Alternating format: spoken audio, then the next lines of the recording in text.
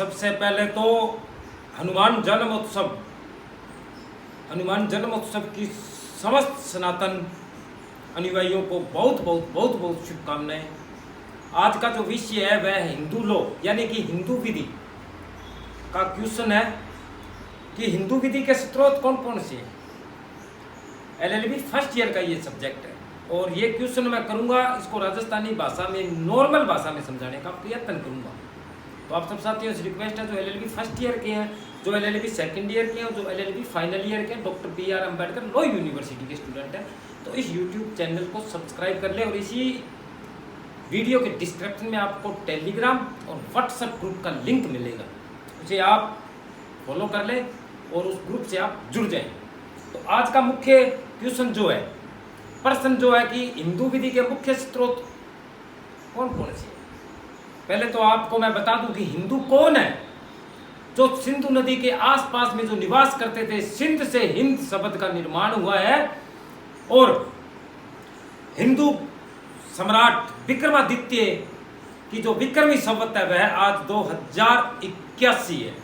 दुनिया 2020 में घूम रही है, दुनिया 1400 में घूम रही है, दुनिया 514 में घूम रही है, दुनिया 550 में घूम रही है, लेकिन सनातन धर्म का आधिपत्य विक्रमादित्य के समय से जो विक्रमी संवत शुरू हुई है वो 2081 है।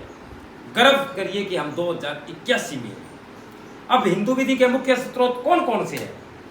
श्रुति, स्मृति, 4 स्रोत है इसके मुख्य जो प्राचीन थे। श्रुति, स्मृति, भाष्याएं, टीकाएं, रूढ़ियां, प्रथाएं। अब एक एक का मैं उल्लेख करूंगा। श्रुति क्या है।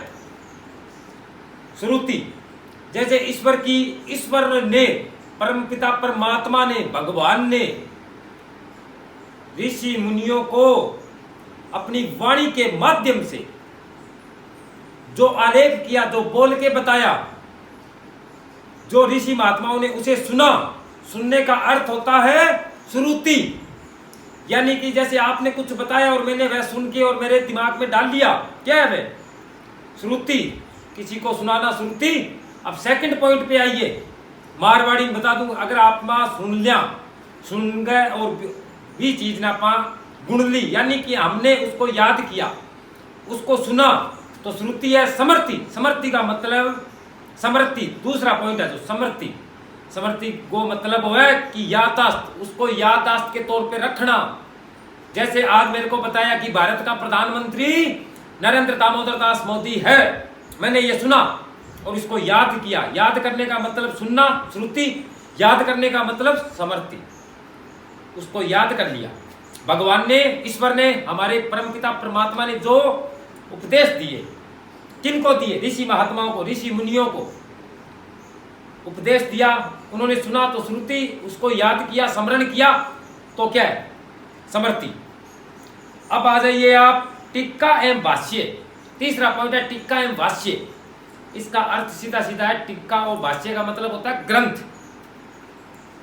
ग्रंथ हो गया जैसे हमारे श्रीमद् भागवत गीता जी है, श्री रामायण जी है, हमारे यजुर्वेद, आयुर्वेद, सामवेद, ये जो हमारे वेद है, 18 पुराण, उनमें जो लिखा गया, किनके द्वारा लिखा गया, ऋषि महात्माओं के द्वारा, ऋषि मुनियों के द्वारा, हमारे धर्म के ज्ञाताओं के द्वारा, ईश्वर से सुनकर जो उन्होंने बताया वह हमने दिमाग में रखा, याद के तौर पे रखा और क्या किया, याद रखने के बाद में हमने उसको लिखित में कर दिया। मतलब टीकाएं, भाषाएं, पुस्तकें जो लिखता है। जैसे मान लो एग्जाम्पल ही बता दूं, मैंने आपको बताया हिंदू कौन है, आपने सुना, उसके बाद में आपने याद रखा, उसके बाद में आपने कॉपी में लिख लिया। लिखने को टीका एवं भाषाएं बोला, टीका एवं भाष्य बोला जाता है उसको। यानी कि जो भगवान ने बताया उसको सुना, सुनने के बाद में उसको याद किया, याद करने के बाद में उसको जब लिखित में लिख लिया तो टीका एवं भाष्य हो गई। उसके बाद में रूढ़ियां एवं प्रथाएं। सीधा सा स्पष्ट सा जवाब दे दूं, चौथा पॉइंट है रूढ़ियां एवं प्रथाएं। रूढ़ियां एवं प्रथाएं होती है हमारी संस्कृति। हमारी संस्कृति में क्या है, बड़ों का सम्मान करो, वसुदेव कुटुंबकम, क्या है ये हमारी प्रथा है सनातन धर्म की, कि पूरा विश्व एक परिवार है। ये क्या है, ये रूढ़ियां एवं प्रथाएं हैं हमारी, ये हमारे चाल चलन, हमारा संस्कार, हमारे आचरण है। ये रूढ़ियां एवं प्रथाएं हमारी संस्कृति है जो हमारे धर्म से जुड़ी हुई है, उसको क्या बोलेंगे? रूढ़ियां एवं प्रथाएं। और जो आधुनिक, अब सेकंड पॉइंट पे आ जाते हैं। प्राचीन में तो 4 थे, श्रुति, स्मृति, भाष्य एवं टीकाएं और रूढ़ियां प्रथाएं। अब आ जाइए, ये प्राचीन में 4 थे, अब आ जाइए आधुनिक में। आधुनिक में 3 थी। कौन कौन सी? साम्य न्याय, साम्य न्याय एवं शुद्ध अंतकरण, साम्य न्याय एवं शुद्ध अंतकरण नंबर 1। नंबर 2 पूर्व निर्णय, पूर्व निर्णय। नंबर 3 इसमें पॉइंट बनता है विधि विधान। जो हमारे पहला पॉइंट की बात करूंगा, साम्य न्याय। कुछ न्याय हमें आधुनिक में ऐसे करने पड़ते हैं जो हमारे धर्म के अनुसार जुड़े हुए होते हैं। एग्जाम्पल दे दूं, साम्य न्याय एवं शुद्ध अंतकरण क्या होता है? जैसे हमारे सनातन धर्म में आपस में विवाह, बहन भाई का विवाह, जैसे चाचा की लड़की होगी, ताऊ की लड़की होगी, बुआ की लड़की होगी, मौसी की लड़की होगी, तो हमारे क्या नहीं होता? उनसे विवाह नहीं होता। ये क्या है? ये हमारे जो आधुनिक स्त्रोत है उसमें कहाँ जोड़ा गया है? साम्य न्याय एवं शुद्ध अंतःकरण में जोड़ा गया है कि कोई भी हिंदू अपनी मामा, बुआ, फूफा, ताऊ, चाचा, भाई की लड़की से निकाह विवाह नहीं करेगा। क्या ये हमारे शुद्ध न्याय अंतःकरण है। इसके बाद में आइए पूर्व निर्णय। जैसे मान लो कि कोई ऐसी स्थिति उत्पन्न होगी आधुनिक युग में जो सनातन धर्म से बिलोंग करती हो, उस पे कोई निर्णय देना है तो पुराने जो निर्णय हुए राजा महाराजाओं के टाइम के भी मान सकते हैं हम। जब हमारे राजा महाराजाओं का कार्यकाल था, उस टाइम जो निर्णय हुआ करते थे, तो वह निर्णय क्या है? पूर्व निर्णय। कोई कोर्ट में जजमेंट हुआ था पुराना, उसी तरीके का कोई और यानी कि घटना आ गई तो वो उस घटना से मैच हो रही है, तो उस पे जो निर्णय देंगे तो वह क्या है? पूर्व निर्णय के आधार पे जो डिसीजन देना उसे पूर्व निर्णय कहा जाता है। उसके बाद में विधि और विधान। विधि और विधान कृपया करके आधुनिक स्त्रोत में तीसरा स्त्रोत है विधि और विधान। जैसे अभी कुछ दिन पहले धर्म परिवर्तन को लेकर भारत सरकार ने जो एक कानून बनाया था कि कोई भी बच्ची को, अगर हिंदू बच्ची को कोई गैर धर्म का व्यक्ति अगर लेकर भाग जाता है या उसे बहला फुसलाकर विवाह करता है और उसके धर्म को परिवर्तन करवाता है, तो उसके खिलाफ क्या लगेगा? NSA, नेशनल सिक्योरिटी जो कानून है वो लागू होगा। तो वो क्या आता है? वो विधि और विधान में आता है। विधि के द्वारा जो विधान बना दिया जाए, धर्म के अनुरूप जो कानून बनाया जाए उसे विधि और विधान कहते हैं। जैसे विधानसभा में पारित करवा लिया तो राज्य में लागू हो गया। अगर मान लो संसद में जो पारित हो गया, लोकसभा और राज्यसभा के मार्फत जो निर्णय पूरे भारत में लागू होता है। जैसे UCC, यूनिफॉर्म सिविल कोड, अभी उत्तराखंड में लागू हुआ था कि बच्चे सबके 2 होने चाहिए, जिसके बच्चे अधिक होंगे उसको नौकरी नहीं मिलेगी। पहले वह हिंदू पे लागू होता था, मुस्लिम पे, सिख पे, जैन पे, इन पे लागू नहीं होता था। तो क्या है, अब मुस्लिम पे भी लागू होगा।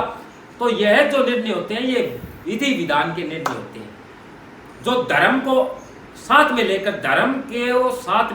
धर्म के आधार पे जो निर्णय लागू किया जाता है उसको विधि और विधान।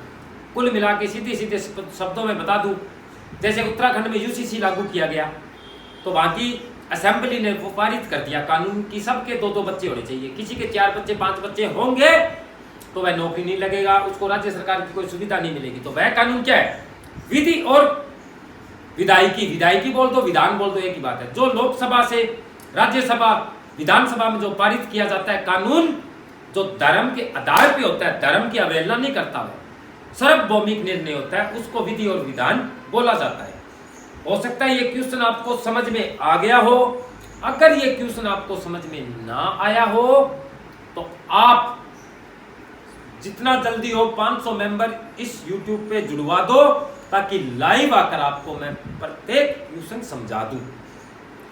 यह जो प्रश्न मैं बताने जा रहा हूं, यह प्रश्न आपके जीवन में काम आएगा। हिंदू मैरिज एक्ट 1955, हिंदू जो कोड है 1955 वाला, 1955 में क्या हुआ? हिंदू लॉ लागू हुआ। तो उसके कानून हमारे आने वाले समय में भी हमें जब वकालत करेंगे तो उस टाइम में हमें जरूरत पड़ेगी। आज हमें आज पता ही नहीं होगा हिंदुओं के बारे में, और हम वकील बन गए, वकालत कर रहा हूँ, पता यही नहीं है कि हिंदू विवाह विच्छेद क्या अधिनियम है, हिंदू घर बसाने का क्या है, हिंदू ततक का क्या है, कुछ आता ना कुछ पता ना। मैं वकील हूँ, मेरी तो माँ ने नाम रख दिया वकील, मैं तो वकालत करूँगा, तो ऐसा नहीं चलेगा।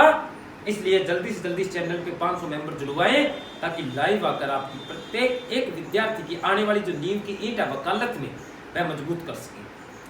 अगर ये वीडियो आपको पसंद आई है तो हाथ जोड़ के निवेदन है, एक लाइक जरूर करें और इस चैनल को आगे अपने मित्रजनों में शेयर करें और वीडियो को शेयर जरूर करें। इसी के साथ नेक्स्ट वीडियो में मिलेंगे बहुत ही जल्द। LLB फर्स्ट और सेकंड के क्वेश्चन रोज एक क्वेश्चन अपडेटिंग की जाएगी इसी यूट्यूब चैनल पे। तो आप सब साथियों से निवेदन है कि जल्दी जल्दी फटाफट जुड़े, ताकि परीक्षा से पहले पहले आपको मैं मारवाड़ी, राजस्थानी और लोकल भाषा में समझा पाऊँ। इसी के साथ विदा लेता हूँ, मिलेंगे नेक्स्ट वीडियो में। जय जय श्री राम।